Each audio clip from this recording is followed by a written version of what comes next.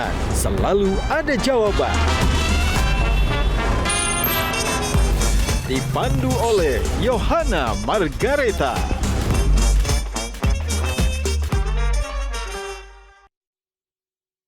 Dipersembahkan oleh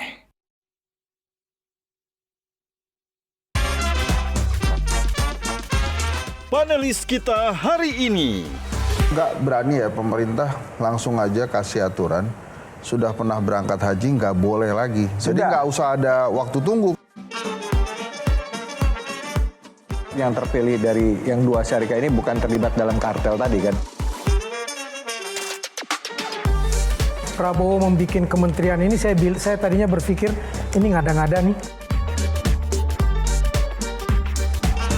Pemalsuan mahram, Mbak. Itu dilakukan loh. Ada yang masukkan misalnya suami istri, istrinya sudah meninggal, kemudian supaya bisa berangkat, ada orang yang pura-pura jadi istrinya. Penyumbang kematian tertinggi terkait ibadah haji itu Indonesia. Tapi kemudian kita berhadapan dengan doktrin, kalau meninggal di Saudi, itu pasti masuk surga.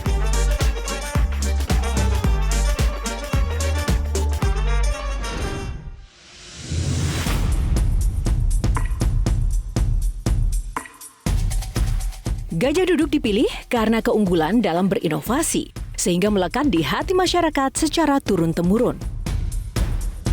Perkembangan sarung sedemikian pesatnya, hingga sekarang tidak hanya digunakan pria sebagai outfitnya, tapi juga wanita di segala suasana. Sarung Gajah Duduk menawarkan kenyamanan yang sesungguhnya. Gajah Duduk hadir di setiap momen terbaik Anda. Sesuai dengan tagline kita, sarung Gajah Duduk adalah legenda Nusantara. Sarung adalah budaya kita, sarung adalah Indonesia.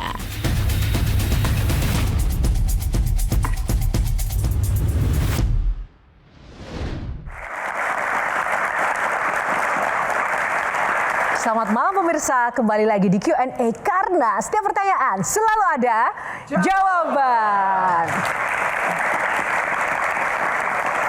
Malam ini kita akan membahas salah satu topik yang selalu menjadi perhatian jutaan masyarakat Indonesia, yakni pelayanan haji dan umroh. Mulai dari regulasi terbaru, sistem kuota, transparansi biaya, hingga kartel yang menguasai industri haji dengan keuntungan yang sangat besar. Inilah Q&A antara kuota dan kartel haji. Dan telah hadir kali ini di studio sosok yang berada di garis terdepan dalam memastikan penyelenggaraan haji dan juga umroh berjalan aman, nyaman, serta sesuai dengan standar pelayanan terbaik bagi jemaah Indonesia. Langsung saja kita sambut Wakil Menteri Haji dan Umroh Republik Indonesia, Dhanil Ansar Simanjuntak.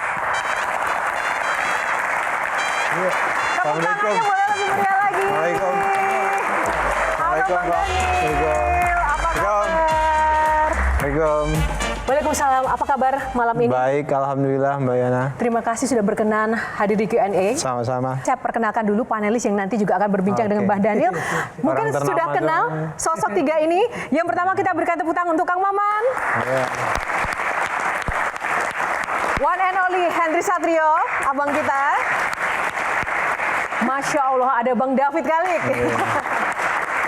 Dan tak lupa Bang Dhanil, spesial untuk Bang Dhanil malam ini ada teman-teman mahasiswa dari Jakarta. Tepuk tangan. Sebelum nanti saya persilahkan duduk, Bang Dhanil harus menjawab pertanyaan yang saya akan berikan sebagai kunci untuk bisa duduk atau tidak. Oh gitu? Oh iya, harus. Kalau nggak bisa jawab, pulang. Pulang. Bang Dhanil, jadi saya akan menyebutkan beberapa kata. Nah, per kata ini Bang Dhanil harus menyebutkan satu kata yang terlintas ketika mendengar kata yang saya akan sebutkan. Satu kata saja dengan sangat cepat. Siap Bang Dhanil? Oke. Kuota. Harus adil. Adil. Rakyat. Berpihak. Media sosial. Ruwet. Metro TV. Surya Paloh. Prabowo Subianto. Demi Indonesia. Indonesia. Maju. Maju. Tepuk tangan. Silakan boleh. Nah, Bang Dhanil, satu kata yang menggambarkan Bang Dhanil pada hari ini. Satu kata saja. Oh, apa ya? Satu kata, apa ya? Untuk pengabdian menurut saya. Kenapa yang terlintas pengabdian? Ya, bagi saya pada saat ini ngurus haji itu sesuatu yang ruwet ya. Sesuatu yang ruwet, kemudian dua-duanya ada di tepi jurang begitu. Karena sekian puluh tahun ada keruwetan di situ. Kemudian tiba-tiba saya masuk di situ dengan tugas yang berat untuk pembenahan. Bahkan amanat dari presiden itu harus bersih-bersih dan segala macam. Ini ibadah yang suci buat umat Islam, maka kemudian prosesnya juga harus bersih, prosesnya juga harus suci. Dan itu tugas berat, yang sangat berat di tengah tentu ada ekspektasi yang sangat tinggi dari publik. Di sisi lain, keruwetan silang sengkarut yang tidak mudah yang harus kita benahi di masa yang akan datang. Itu yang kemudian saya maknai kemudian sebagai jalan pengabdian, karena di satu sisi oleh publik kami bersiap untuk dihujat karena mungkin banyak perubahan-perubahan mendasar yang artinya ada status quo yang sangat kuat, bahkan saya sering menyebutkannya ada kartel haji yang menguasai banyak sektor-sektor perekonomian haji yang tentu ketika kehadiran Gus Irfan dan saya itu pasti mengganggu mereka ketika kita melakukan perubahan-perubahan mendasar. Menarik ya, kita perlu catat, mengganggu kehadiran Bang Daniel dan Gus Irfan, mengganggu para kartel ini. Wow, ini menarik seperti apa sih sebenarnya sebelum kita ulas lebih jauh.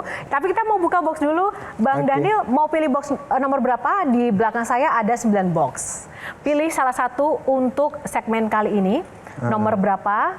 Nomor berapa Bang? 5. Daniel? Nomor 5. Kita buka box nomor 5.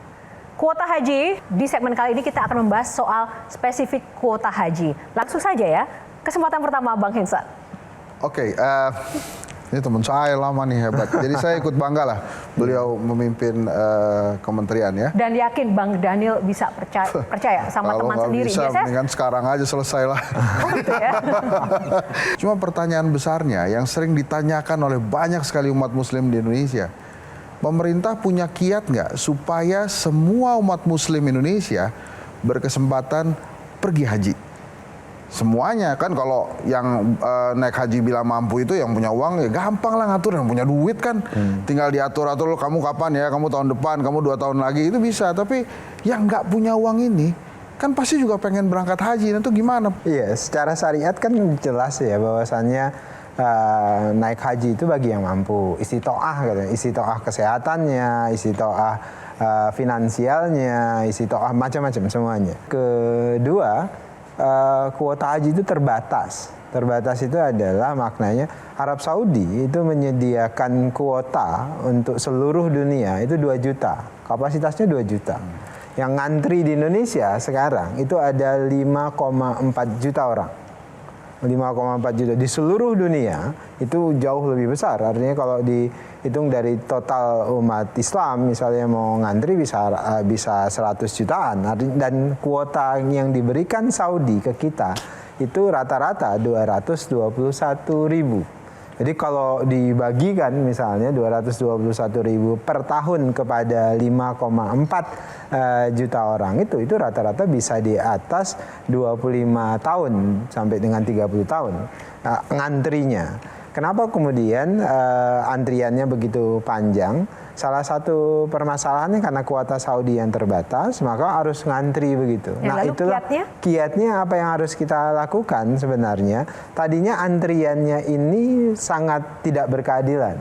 Kuota haji yang 5,4 itu. Ada yang daerah yang ngantri, misalnya daerah Kang Maman itu Sulawesi Selatan, Bantaeng itu bisa 48 tahun ngantrinya. Ketika Anda daftar 48 tahun.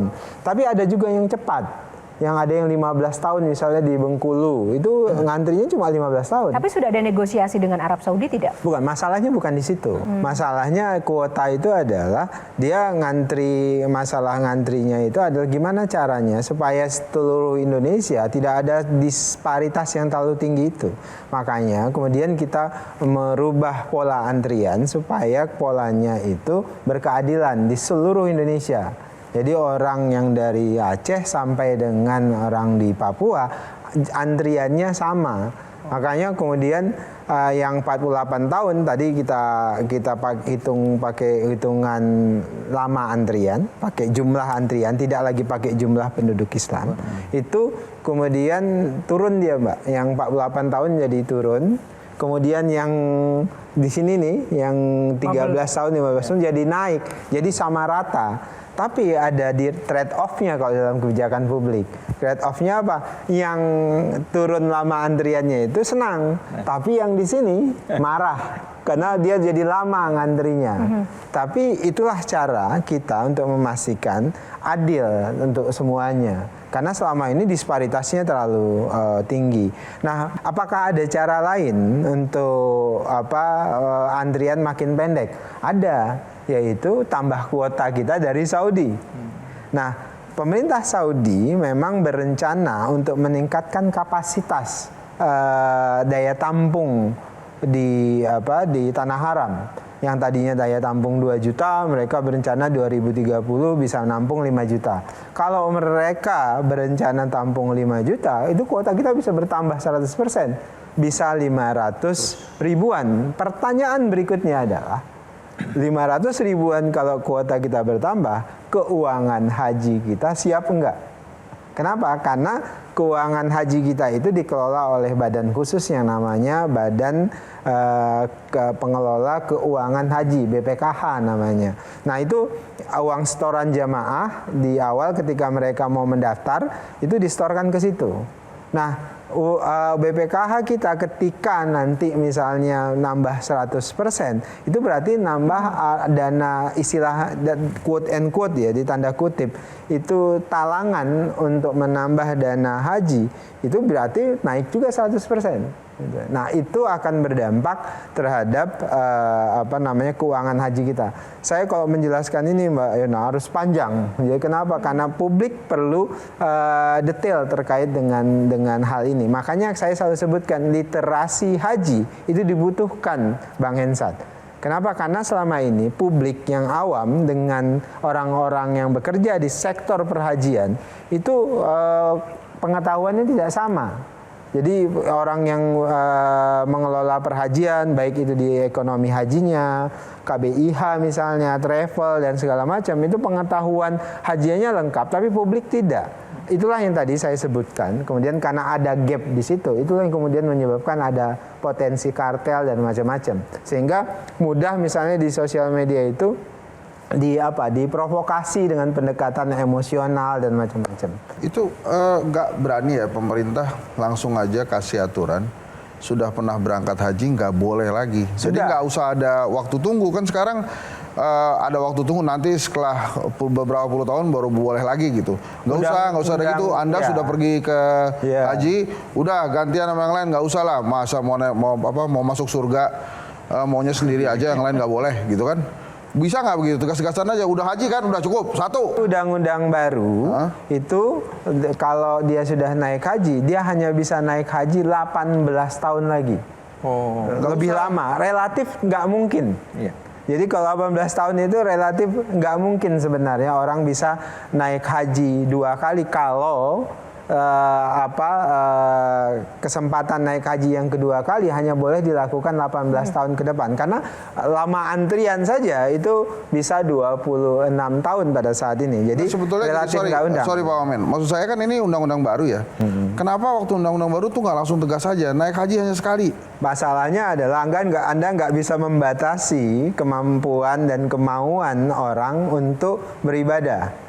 Konteksnya itu. Nah, itu bisa marah itu seluruh. Tapi kan wajibnya cuma sekali kan?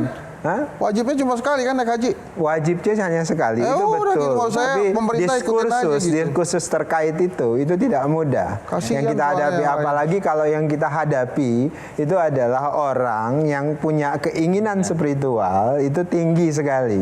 Makanya kita pada posisi ingin membatasi dengan cara tadi 18 tahun. Nah, 18 tahun itu sebenarnya itu yang disepakati oleh DPR dan pemerintah.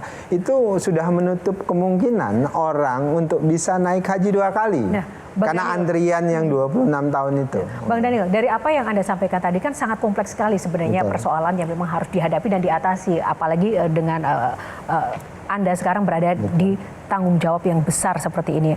Tapi bagaimana kemudian memastikan memang tidak ada permainan dari kuota haji? Makanya kuota haji sekarang kita gunakan Contohnya formulasi travel, yang misalnya. terbuka. Kan gini, kuota haji itu dibagi dua nanti Mbak Yohana. Pertama kuota haji reguler, kemudian kedua kuota haji khusus. Kuota haji reguler kita sekarang itu 203.000. Sedangkan kuota haji khusus sekitar 17 ribuan. Nah, 203.000 ini dari jamaah haji reguler yang sekarang ngantri itu sudah ada rumusan cara menghitungnya. Nah, itu kita publish. Kita publish kepada seluruh rakyat Indonesia yang bisa tahu misalnya kuota dia di daerah dia itu berapa. Dengan rumusan yang sudah kita buat. Misalnya kita bahkan hitungannya itu kita buka kepada publik. Jadi publik bisa mengakses tidak lagi bisa misalnya saya wakil menteri haji mengintervensi supaya saudara saya masuk dipercepat, itu nggak bisa lagi. Kenapa? Karena publik bisa lihat kuota misalnya Sumatera Utara daerah saya itu misalnya dia 4.000 misalnya, itu bisa dilihat listnya, bisa dilihat, bisa diakses. Sekarang nggak ada lagi afirmasi dan tidak boleh lagi afirmasi baik itu gubernur, baik itu menteri dan sebagainya. Jadi insya Allah terbuka semuanya, Mbak. Itu yang reguler ya? Reguler. Duga begitu nanti dengan yang khusus. Yang khusus karena kemarin itu misalnya kasus 2024 yang sekarang disidik oleh KPK itu juga banyak, istilah kami itu ada yang T0. T0 itu kan artinya hari itu mendaftar, hari itu berangkat. Itu dia. Jadi sebenarnya kalau ada misalnya artis nih Mas David dan segala macam ngaku hari itu berangkat, hari itu bayar, kemudian hari itu berangkat, dia sudah melanggar hukum itu sebenarnya. Nggak ada itu yang banyak nggak artis yang banyak, ada yang kan bahkan bikin pengakuan di media kan, saya baru daftar hari ini, kemudian hari ini juga berangkat. Kalau itu benar dilakukan dia, itu berarti melanggar hukum. Jadi publik itu sebenarnya bisa melihat. Itulah tadi saya sebutkan pentingnya literasi haji. Bisa jadi artis ini nggak tahu. Anda bayangkan ya Mbak, ada kuota yang kemarin tuh rame-rame furoda. Itu satu tiket haji furoda, visa furoda bisa dijual 1 miliar. Iya. Itu padahal modalnya cuma 80 juta. Padahal modalnya itu sangat jauh, murah sekali. Tapi 80 jutaan, tapi bisa spiritualnya tinggi kan bisa boleh dijual. Ya karena panggilan spiritual yang sangat tinggi. Berapapun harganya itu mereka mau bayar. Nah, makanya kemudian artis-artis kita yang sangat ingin misalnya berangkat, kemudian mereka 1 miliar 500 juta pun mereka bayar. Padahal kalau kemudian diedukasi bahwasannya tidak ada itu T0. Nah, itu berarti mereka akan paham. Nah, sayangnya siapa pemainnya? Yaitu yang saya sebutkan. Ini travel bandel harus diingatkan terkait dengan ini. Ketika menggunakan diksi kartel itu diprotes banyak orang, terutama kelompok agama ya, kiai apa. Kenapa? Karena konotasi haji itu kan ibadah yang baik.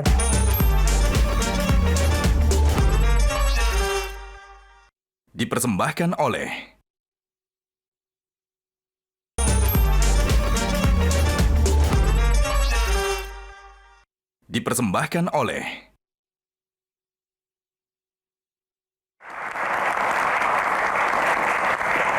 Ya, kembali di Q&A masih bersama Bang Daniel.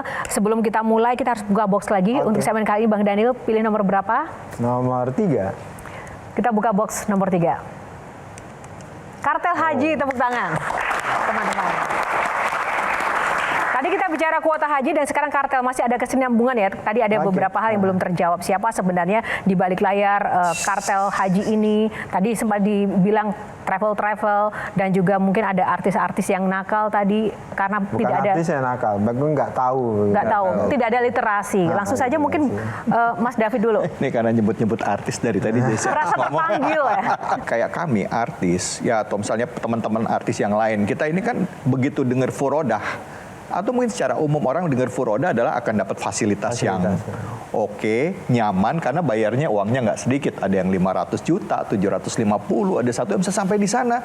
fasilitasnya nothing, mereka nggak dapat apa-apa, bahkan tasrih pun nggak dapat, nggak sedikit yang seperti itu. Apa yang dilakukan oleh Kementerian Haji dalam hal ini? Mungkin ada hubungan juga dengan kartel yang tema kita ini. Apakah ini juga bagian dari kartel dan bagaimana menyikapinya untuk bisa memberantas ini supaya tidak terjadi lagi seperti itu, Pak Dan Wamen? tambahan, siapa sih sebenarnya kartel itu? Tolong ungkapkan di sini. Mbak Yohana, saya sebelum menjawab Mas David tadi, saya ketika menggunakan diksi kartel itu diprotes banyak orang, terutama Kenapa, kelompok agama ya, kiai apa. Kenapa? Karena konotasi haji itu kan ibadah yang baik. Tapi kemudian saya dekatkan dengan istilah kartel gitu. Sebenarnya itu ungkapan emosi. Kok ada orang yang harusnya mengurusi sesuatu yang suci, Betul. tapi berlaku kotor, itu emosional, Mbak. Makanya kemudian saya menggunakan istilah kartel haji saya bilang. Tapi bukan bermaksud untuk kemudian mengkonotasikan di haji itu ada keburukan di situ. Ibadahnya ini ibadah suci, tapi sayangnya dikotori oleh orang-orang yang bermain di circle perhajian itu dengan cara-cara yang kotor, ngambil keuntungan. Agama dijadikan komoditas oleh mereka. Ini kan komoditas spiritual, kemudian itu dimaterialisasi dengan cara-cara tidak masuk akal. Nah, itulah yang kemudian saya sebut ini kartel haji kok. Maksudnya orang-orang ini tega menjual agama dalam tanda kutip untuk kepentingan pribadi dan kelompok mereka. Jadi wakil menteri haji itu, Gus Irfan dan saya ngurus haji itu, saudara kami nggak nambah, Mbak. Malah musuh kami nambah. Jawabannya sederhana saja. Misalnya Mbak, saudara saya minta tolong supaya antriannya jangan sesuai nunggu 10 tahun. Supaya 5 tahun, 20 tahun. Pasti saya jawab nggak bisa. Pasti dia akan bilang saya, nggak guna saya punya saudara wakil menteri haji. Misalnya orang organisasi saya atau siapapun begitu, itu minta ke saya. Pasti saya dan Gus Irfan jawab nggak bisa. Akhirnya apa Mbak? Kami disebut sombong lah, kami disebut apa, dan upaya-upaya semua yang kami lakukan untuk perbaikan itu justru menambah kami dijauhi oleh orang-orang yang selama ini dekat dengan kami. Itu kami alami pada saat ini. Nah, terkait dengan misalnya furoda, kan furoda hari ini sejak kemarin, sejak tahun yang lalu itu udah tidak ada lagi. Kenapa? Arab Saudi, pemerintah kerajaan Arab Saudi mengindikasikan ada komodifikasi atau furoda ini jadi komoditas. Sebenarnya ada Arab Saudi itu mengeluarkan namanya visa mujamalah. Mujamalah itu undangan. Jadi orang-orang tertentu yang diundang oleh pemerintah kerajaan Saudi. Dan itu bisa siapapun. Misalnya tukang sapu jalanan yang Arab Saudi ingin memberikan apresiasi ke mereka, itu diundang, Mbak. Pisanya, biayanya itu diundang. Mereka menjadi tamu raja istilahnya. Nah, furoda itu dia khusus memang, tapi kemudian oleh beberapa pihak di sini itu diperdagangkan dengan cara yang tidak rasional.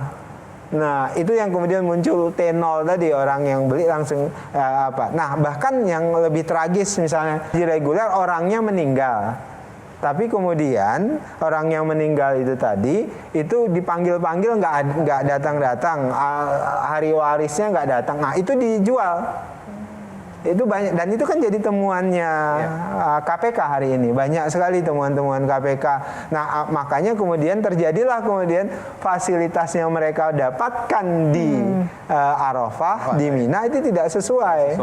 Inilah yang kami sehari ini kami mulai tertibkan. Tapi terus terang Bang David, ini nggak mudah. Kami pasti dihadapkan dengan tantangan sabotase misalnya. Kalau saya sebut kartel besar itu kan pasti melibatkan banyak orang ya Mbak. Saya nggak mau tunjuk hidung, tapi yang jelas kami di hari-hari ini dihadapkan dengan fakta itu. Nggak mudah bagi kami.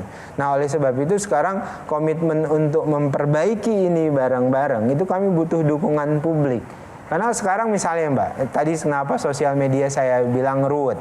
Itu mendesain supaya sosial media emosinya diaduk-aduk terkait dengan haji, itu mudah sekali Mbak. Jadi sesuatu yang benar kami lakukan itu bisa dipersalahkan. Jadi siapa Kartel haji itu jelas. Sekarang misalnya sedang disidik oleh KPK, kan sudah jelas itu prosesnya. Nah mereka yang terlibat Berarti di itu dalam dari hulu sampai pihak hilir sendiri. itu ada, Mbak. Jadi makanya kami mulai proses persiapan haji itu dari hulu sampai hilir. Setiap proses itu kami temukan bermasalah. Misalnya penetapan kuota ada masalahnya, ada potensi rente di situ istilah kami. Yes. Nah itu istilah rente itu, posisi rente itu ya jual kuota, tadi furoda, tadi misalnya kuota reguler misalnya diperjualbelikan, kuota khusus diperjualbelikan, ada pergantian mahram, pemalsuan mahram, Mbak. Itu dilakukan loh.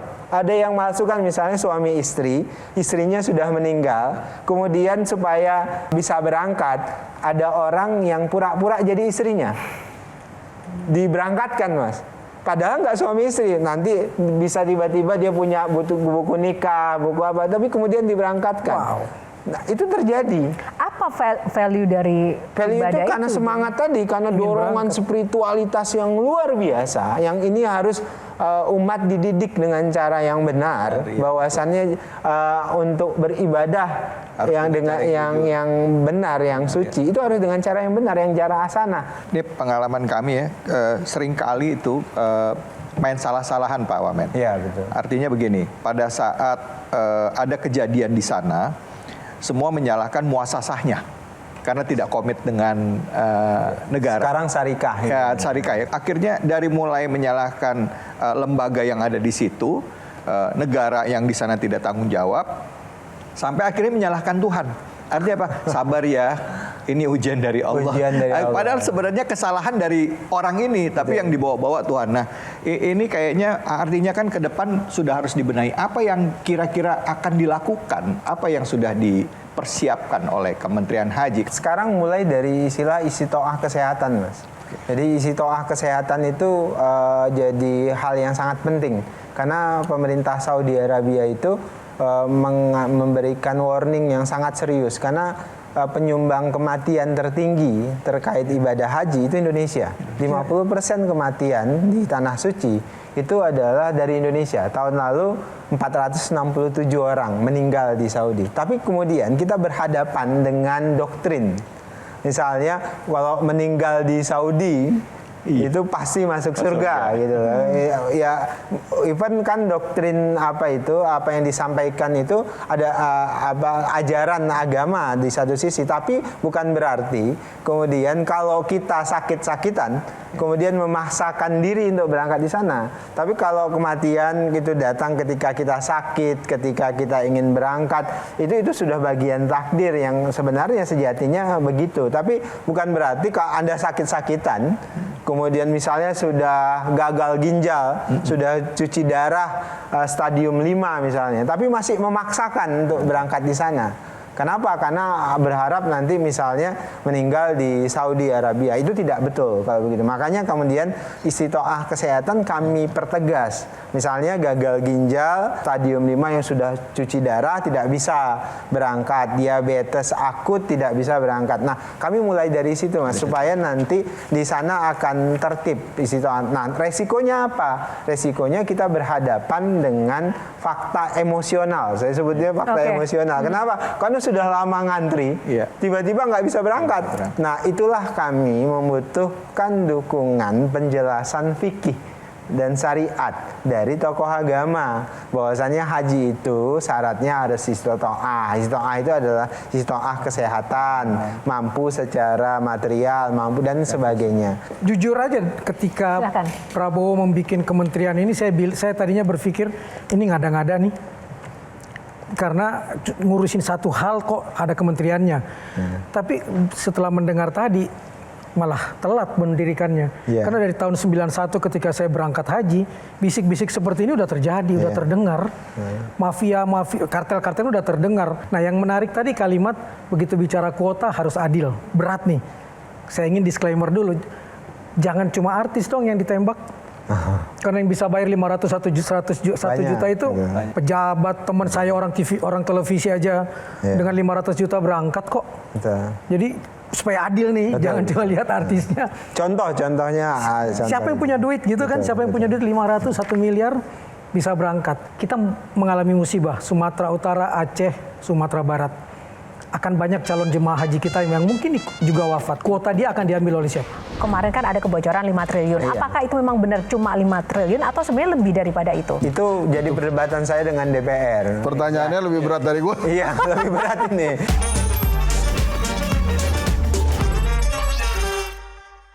Dipersembahkan oleh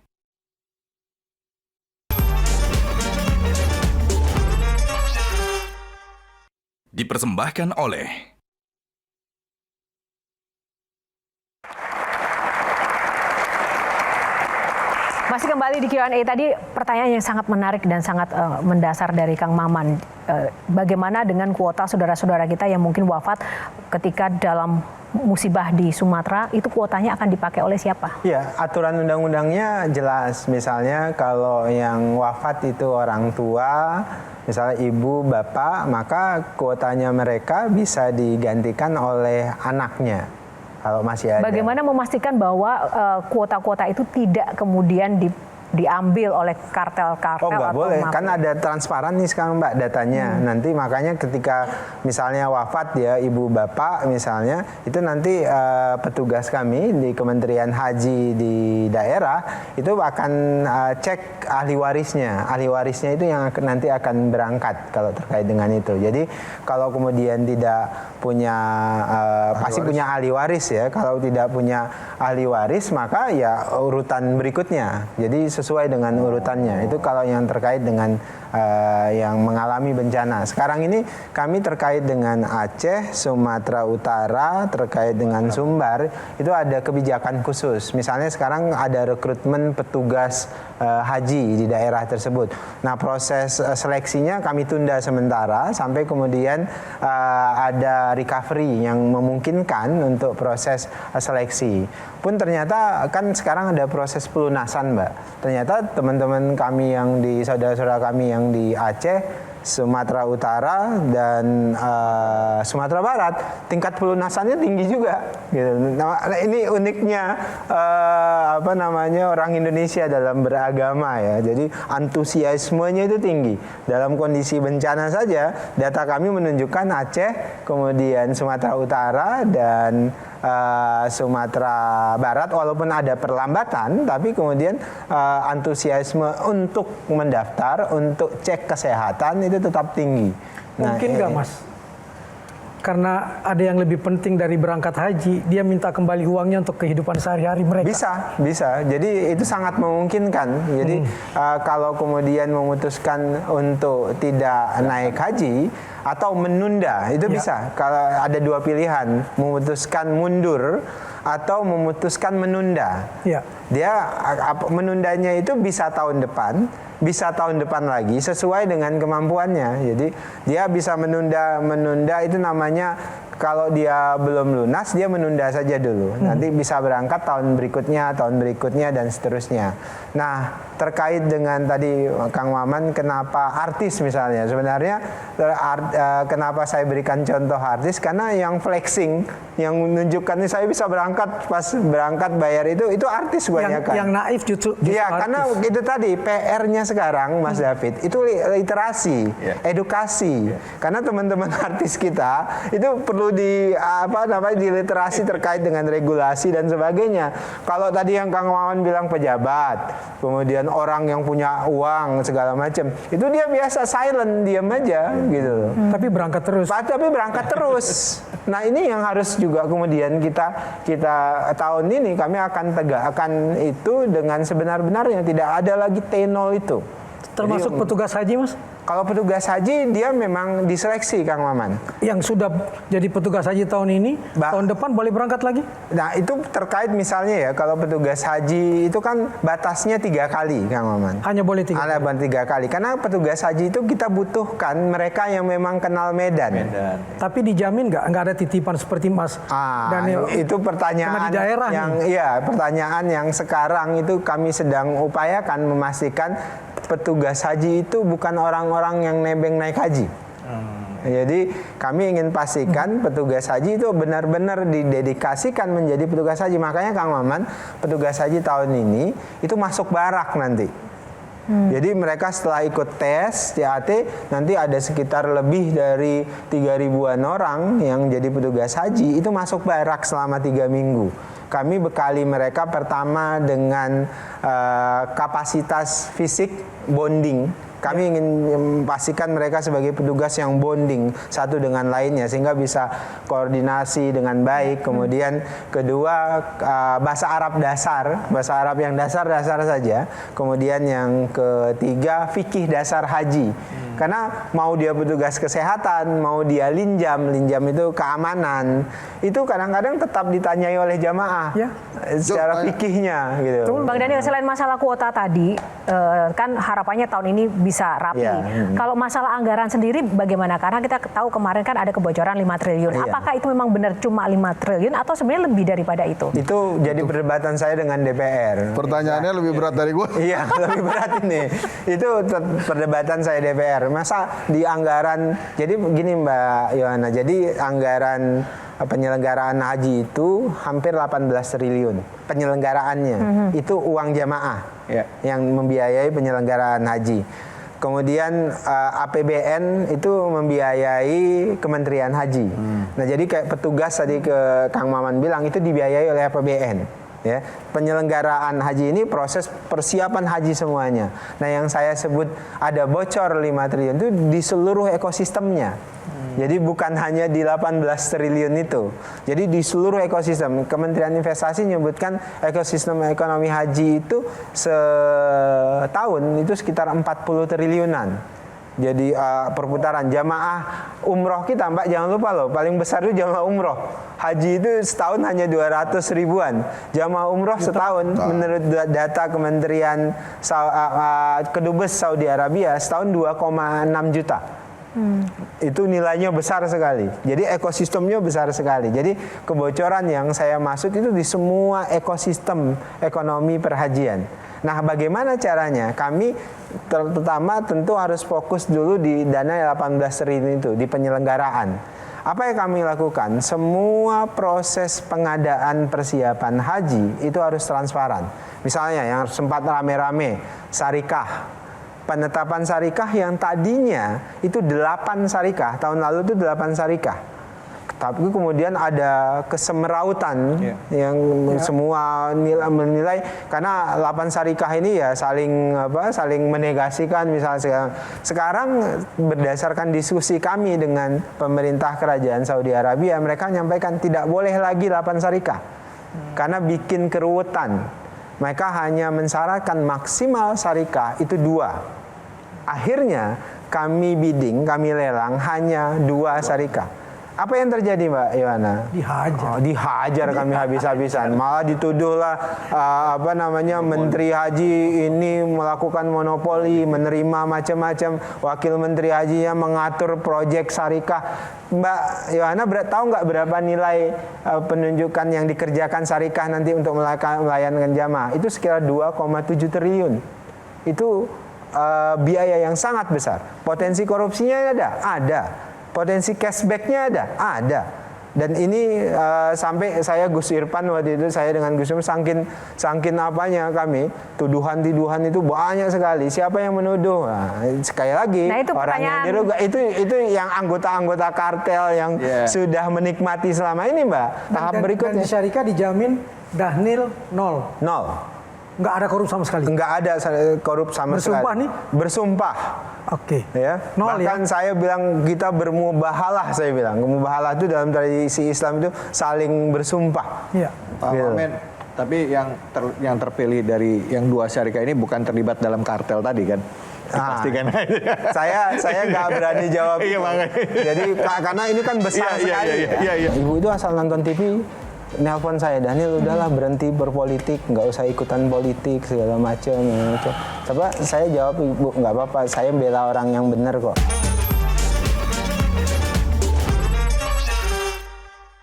Dipersembahkan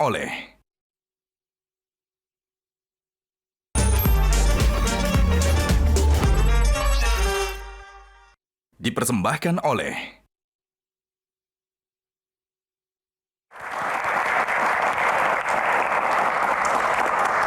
Ya, kembali di Q&A langsung saja Bang Daniel. Saya penasaran, Bang Daniel dengan menghadapi segala macam tantangan, konsekuensi tanggung jawab pekerjaan yang luar biasa, dan juga musuh yang bertambah, pernah merasa takut nggak? Takut, Mbak. Takut. Apa Sangat yang paling takut. ditakutkan? Saya sangat takut itu, saya kepleset ya. Maksud saya kepleset itu, saya bareng dengan istri itu ketika disampaikan oleh Pak Prabowo ngurus haji, itu takut sekali, gitu. Takutnya karena di satu sisi ini ibadah umat Islam, puncak dari ibadah, tapi memang ada praktek yang tidak bersesuaian dengan Islam itu sendiri dalam proses pengelolaannya. Dan saya dengan istri itu kami selalu bersepakat, ya udah kita benar-benar ngurusin betul-betul, ngurusin betul saja pasti disalahkan, banyak kesalahan karena saya dan Gus Irfan pasti berhadapan dengan status quo yang kuat. Saya melihat biasanya selain istri ya, seorang tokoh itu dekat dengan orang tua. Dan saya melihat beliau ini kedekatannya dengan sang ayah. Iya, jadi itu luar biasa loh, Pak. Bapak saya itu Alzheimer sekarang. Jadi hampir 5 tahun setelah ke almarhumah ibu saya meninggal, bapak saya down, Alzheimer total. Jadi ibu saya meninggal 5 tahun yang lalu, 6 tahun lalu pasca pemilu 2019. Nah, ibu itu orang Tamiang yang sekarang Aceh Tamiang. Ibu saya itu orang asli Tamiang. Kemudian bapak saya itu orang Barus, orang Tapanuli Tengah. Nah, dua-duanya itu tertimpa musibah bencana pada hari ini. Dan ibu saya itu pendidikannya nggak tinggi, Mbak. Pendidikannya itu cuma SMP di Al-Wasliyah dulu. Kemudian, tapi ibu saya itu, saya sering sebut beliau itu nasehatnya itu nasehat dalam diam. Jadi bapak saya itu orang Batak.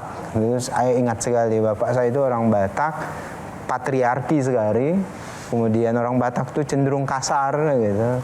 Tapi ibu saya melewatinya dengan luar biasa. Makanya ketika ibu meninggal, bapak itu langsung linglung gitu loh, karena dia bingung gitu. Dan ibu saya pada masa tadi proses di 2019 kriminalisasi itu selalu nonton TV, Mbak. Dan beliau itu memang lagi sakit-sakitan, lagi diabetes akut segala macam. Jadi kalau nonton TV itu saya dipanggil polisi, saya dipanggil ini, kok anak saya yang dulu itu memperjuangkan anti korupsi segala macam, tiba-tiba itu kok dituduh macam-macam segala macam. Jadi ibu saya sampai bilang, karena basic saya ini dosen, Mbak. Okay. Saya dosen, aktivis, kemudian ASN gitu, kemudian masuk politik bersama dengan Pak Prabowo. Tiba-tiba saya itu kejadiannya. Ibu itu asal nonton TV, nelpon saya, Daniel udahlah berhenti berpolitik, nggak usah ikutan politik segala macam. Coba saya jawab, Ibu nggak apa-apa, saya bela orang yang benar kok. Saya ingat sekali kami kalah Pilpres 2019, besoknya ibu saya wafat, Pak. Jadi saya ingat sekali waktu itu Ramadan pertama di 2019 ibu wafat. Jadi bagi saya Pilpres 2019 itu keras sekali. Kemudian ketika ingat Pilpres 2019, ingatnya ibu. Sosok ibu cuma melihat anaknya dikriminalisasi, kalah pula, sehari setelah itu wafat, dan tidak melihat anaknya duduk sebagai wakil menteri sekarang. Kalau dia ada hari ini, apa yang mau disampaikan buat ibu? Jadi ibu saya itu jarang kasih nasihat, nggak ada kan nasihat, Kang. Ibu saya itu pengen anaknya ya bener aja gitu. Pokoknya bener, kerja buat kepentingan orang banyak gitu. Tapi sebenarnya nggak sevisioner itu pikiran beliau. Sederhana saja, kamu jadi orang bener, kata jadi orang baik gitu. Nggak ngerugiin orang. Pak Wamen mau nyampaikan kalau ibu masih ada, apa kira-kira yang ingin Pak Wamen sampaikan ke ibu? Saya pengen apa yang pasang kaki palsu mama saya. Dulu gak itu sempat. Yang ingin saya, itu yang nggak sempat saya lakukan. Karena mama diabetes, kemudian kakinya diamputasi. Waktu itu saya janji ke mama saya, setelah ini kita pasang kaki palsu. Banyak kok temen Anin, saya manggil mama tuh biasanya panggil saya Anin, panggilan kecil saya itu Anin. Anin nanti pasang kaki palsu mama gitu, supaya mama bisa jalan lagi gitu. Nah itu yang nggak kesampaian Mbak, jadi sampai sekarang, jadi kalau boleh ada penyesalan ya mungkin bagian itu. Karena waktu kita sudah habis, tapi sebelumnya saya ingin 3 panelis untuk menyampaikan harapan untuk Pak Wamen kita. Silakan mungkin dari Bang David dulu. Baik, harapan kami adalah pertama, tolong biaya haji lebih murah.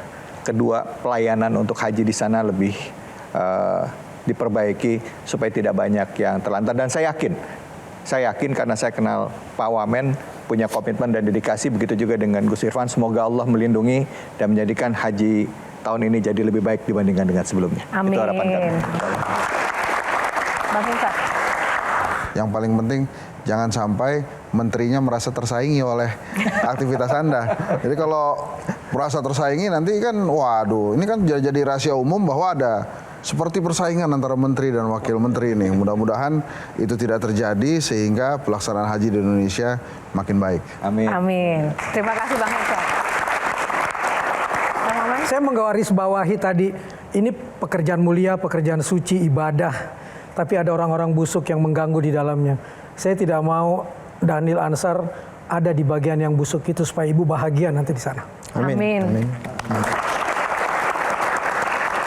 Teman-teman terima kasih, pemirsa terima kasih, bintang tamu kita Bang Daniel dan 3 panelis kita luar biasa terima kasih. Dan untuk Anda pemirsa yang menyaksikan episode Q&A kali ini semoga dapat memberikan inspirasi dan insight bagi Anda dimanapun Anda berada ya saat ini menyaksikan Q&A. Dan tak lupa kami juga mengucapkan terima kasih yang sebesar-besarnya untuk Sarung Gajah Duduk Legenda Nusantara yang ada tulisan Arabnya yang sudah menyiapkan busana yang saya kenakan pada malam hari ini. Kita akan berjumpa lagi di episode Q&A yang inspiratif lainnya. Saya Yohana Margareta undur diri mewakili tim yang bertugas, dan jangan lupa setiap pertanyaan selalu ada jawaban. Sampai jumpa lagi. Metro TV. Pertanyaan selalu ada jawaban. Dipandu oleh Yohana Margareta.